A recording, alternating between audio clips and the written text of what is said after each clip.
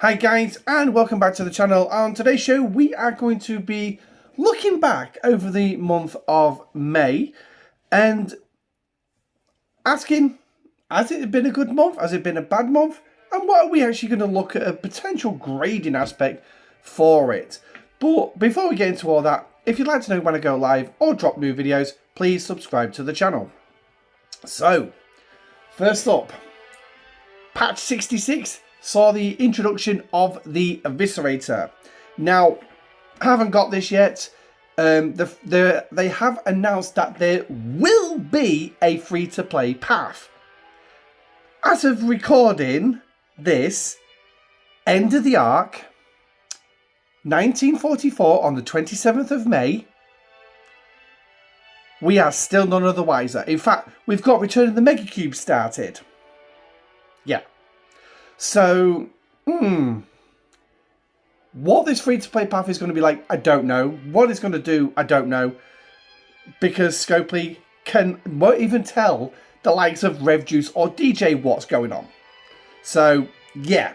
Now, the Eviscerator, I did its video. I will do another video when I actually get it, actually showing things off. But basically, because I haven't got it, I can't give a unbiased, well, I can't give you my actual opinion of the ship. I can give you an opinion formed on other people's opinions. And basically, the ship itself, yeah, alright, it's great against the Gorn. I mean, you've got these two abilities here, increasing isolated damage against the Gorn. Brilliant. Considering that you can only do isolating against the Gorn. And then increasing the new loot that was put on the Gorn hostiles by 5,000%. Again, yeah, that's pretty good. I can't dispute that. But the biggest lemon out of this is this ability right here. Because, yeah, if you are a G4 player, you cannot go above the level 50 systems.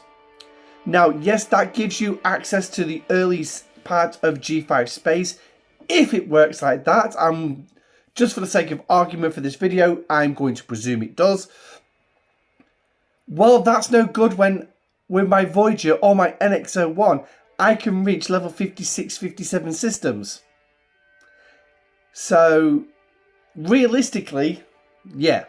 And then again, early out of the box with this thing as well, it's not very good. It's not hitting the hostiles that you want it to hit. So, yeah, not exactly gleaming, is it? So, now, this thing obviously does come with an addition to the refinery. I don't have the addition to the refinery.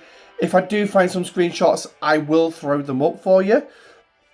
But if you go down to the Isomatter refinery, you're going to find the Eviscerator refinery here. And basically what this is going to do is going to give you some tokens towards the two officers here and the two officers that we got last month. So that's a great bonus. It's also going to give you some parts as well. And it's also going to give you some shards towards an artifact that's aimed at isolatic defense in PvP. So, yeah, realistically, the refinery side of it is good. But the ship itself, yeah, and it's pretty expensive in the G5 region. And it's only available from Ops 40 and it'll go up to Ops 65. Ops 65. Obviously, you will still be able to use it above Ops 65, but obviously that's where it tiers out at tier 15. Yeah. So, realistically, in my opinion, is this a good ship? Well, in reality, right, it's not worth you chasing the $100 for it, honestly. Yes, you've got a good refinery, no questions about it. There's ship parts in there as well for all four classes of ships. But is it really, really worth it? No. The only thing for me that's a saving grace with the Eviscerator is the refinery. Literally, that's it. So, realistically, I wouldn't even grade the Eviscerator very high. I'd grade it no more than a C, and I've just lost my laptop's died behind it.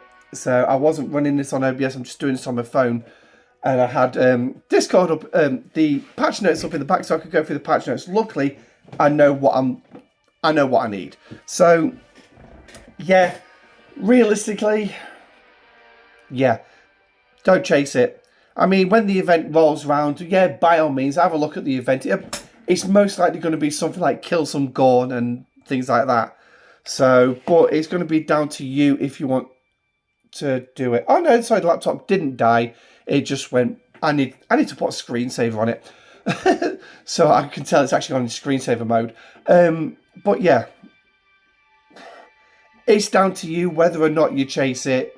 Me, yeah, I'm going to take the time at free to play to just actually keep pulling this chest, using my Newton, getting the bits. Yeah, that's it. I can't say it's C. As far as I can say with the Eviscerator, it will be a C grade only. So, but like I said, the Spatial Rip as well is absolutely, yeah.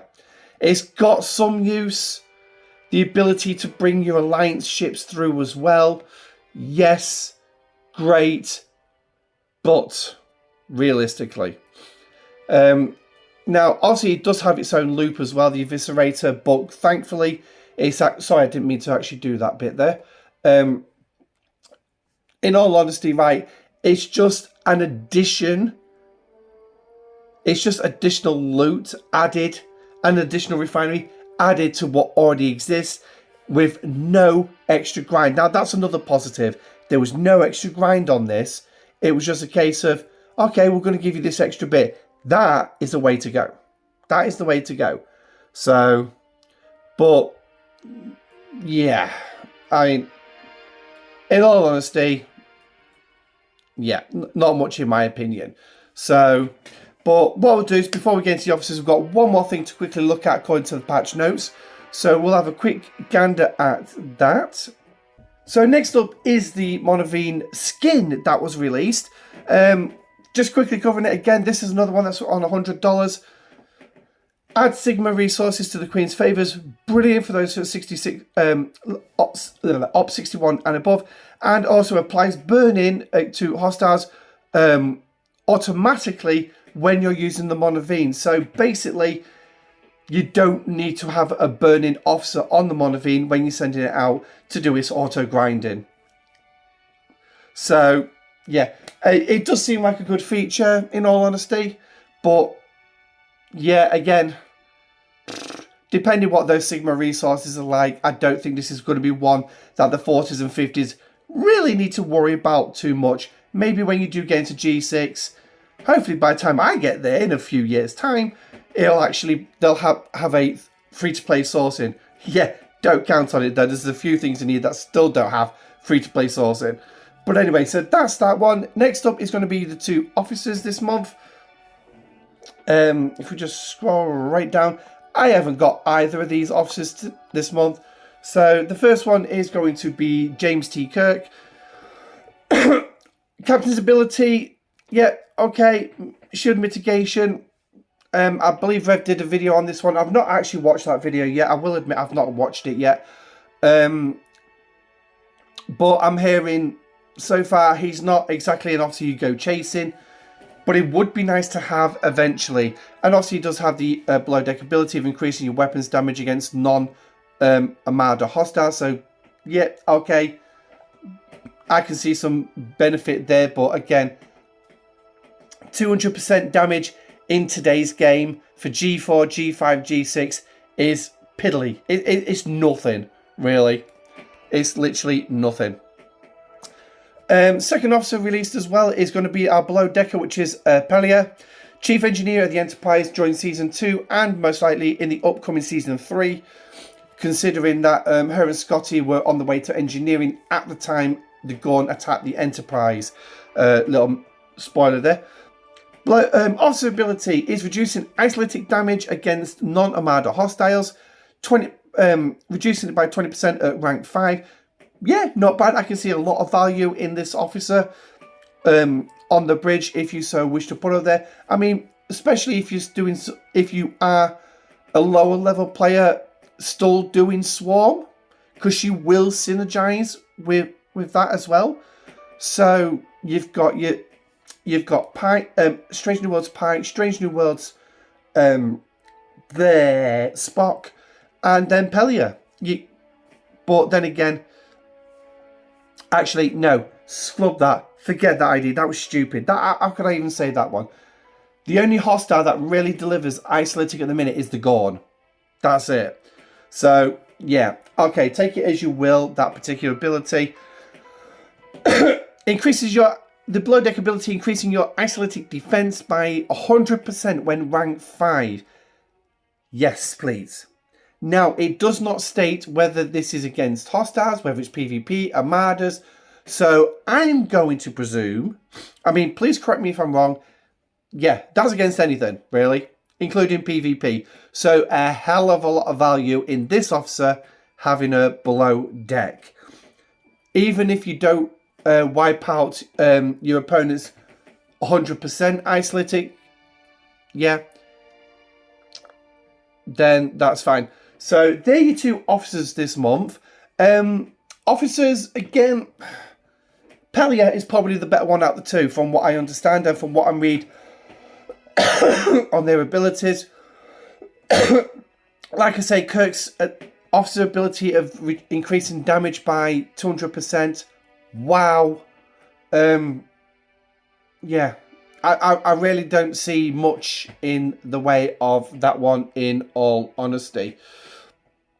There was a few primes released into the game as well, so we will just quickly mention them, but we're not going to actually bring them up on screen or anything. I'll just quickly read off my opinion on them. Officers B, I would say. Pelia is definitely the one I would say to go for, but yeah, realistically, you'll get them when you get them. But the great news is, and this is another reason why I am going to give it a B, is they're going to get that bonus point for immediate in-game permanent sourcing through the Eviscerator. So, I think the laptop's giving it up for Ghost now. So, won't be covering those primes because I haven't got them behind the screen now. So, never mind. But there are a few primes. Again, if you want to go for them, go for them. But I think we'll probably actually skim them while we look at the events. Because I believe the events page is still up. But yeah, officers are definitely a B this month. Pelia would definitely be the one you go after. And brilliant the fact we have immediate sourcing in the game for the two officers and the two officers we got last month. Because normally it takes us six months to a year before we get anything. So, but anyway, looking at events then, obviously we had the these events, which was the running the whole length of the arc. This one here particularly, doing these doing specific events, getting some extra shards of Nurse Chapel from last month. Yeah, okay. Yeah, it basically was pretty much just killing Gorn all the time. That was it. Pretty boring, pretty mundane. So, here we go. So, you've got these primes here. You've got the Prime Research CE. And you've got Engineering Perfection. Then again, this month has been mad with more heroic SMSs and SLBs. So, it's not really been one I've been chasing. I will point out a bit of a bugbear with this month with the Arc Runner is this. Seriously, last month the Arc Runner made that Latinum in there absolutely sweet. It was perfect. Now we've gone back down to the original value. Really? Consistency, Scopely here. Yeah, consistency. So, but then again, do they actually talk to each other at Scopely? I really don't know. Obviously, this month has been Event Store month as well. Yeah, it's been pretty standard. The only bucket really I would say going for is this one. And make sure you spend up on Nurse Chapel. I certainly did. I'm 14 shards away from tier 3. I unlocked her and I went as far as I could. So, making sure that when I do get the Eviscerator, I'm going to be when I do start getting those shards, it's not going to take me too long to actually get it to tier 3. Tier 4, tier 5, yeah, they're going to be problematic in there. So, and then also you got Phlox in here as well. Yeah, okay. He's about to go to tier 2 for me anyway. Now, there was another one, is special currencies, which can be a bottleneck in the game, is this. So, if you don't want to spend on Chapel, you can go spend here if you want. Normally, I would have probably gone this month with the event store, like I did 2 months ago. I went with the Tribune. Normally, I would have done, but Nurse Chapel is so good.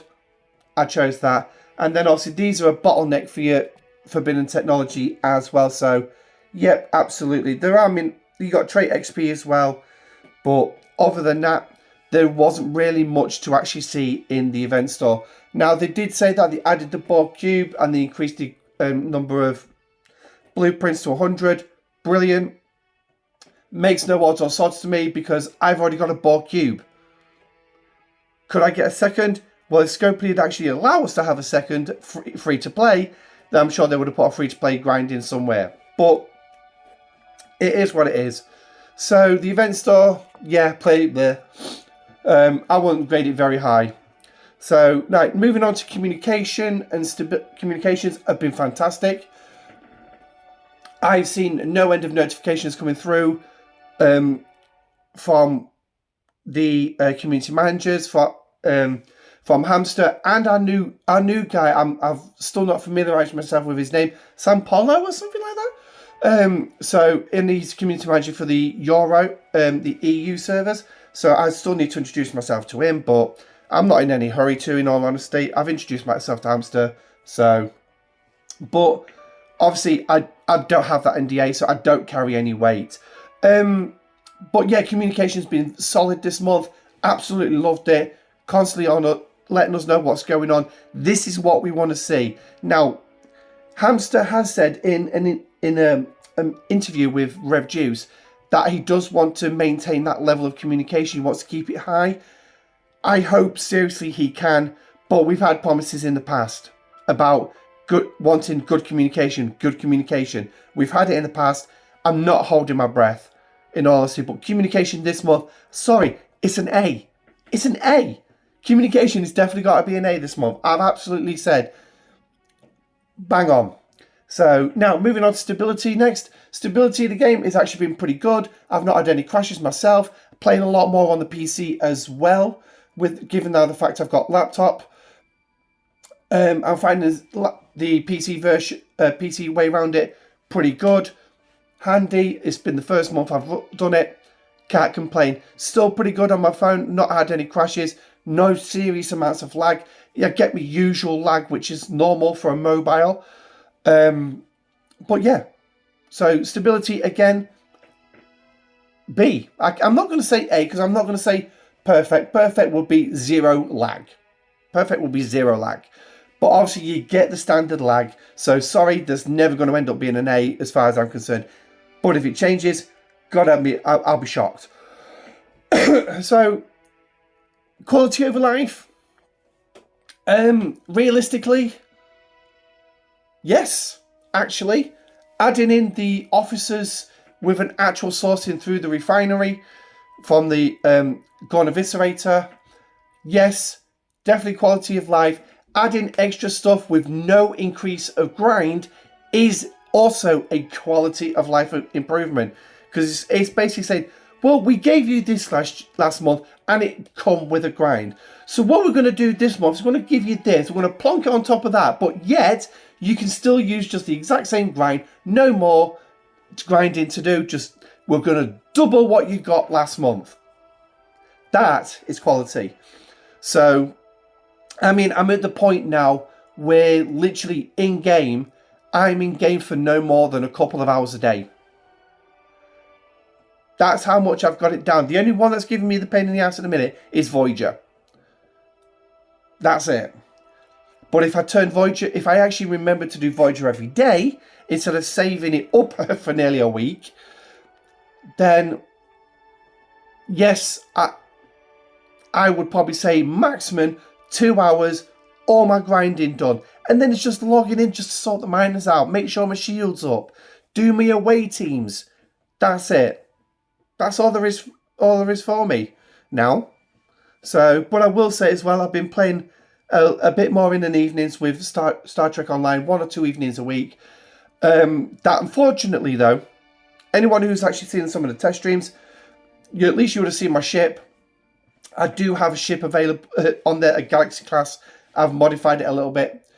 But the problem is, I think it's my RAM's not strong enough, or I think it's the RAM or the processing speed. The laptop can't handle dealing with Star Trek Online and OBS streaming at the same time. So it could be a Wi-Fi problem, and my Wi-Fi might not be as good. I don't know. So sadly, that's not something I'm going to be able to stream. But I will look at potential videos, which will be using a second laptop, which is what I constantly play it on, because obviously my primaries decided to be bug shits by going a red screen. So, but anyway, so this month, yes, quality of life improvements, absolutely giving us some extra content, but adding it into an existing loop with no increase in the grind. That is quality. So B for that one.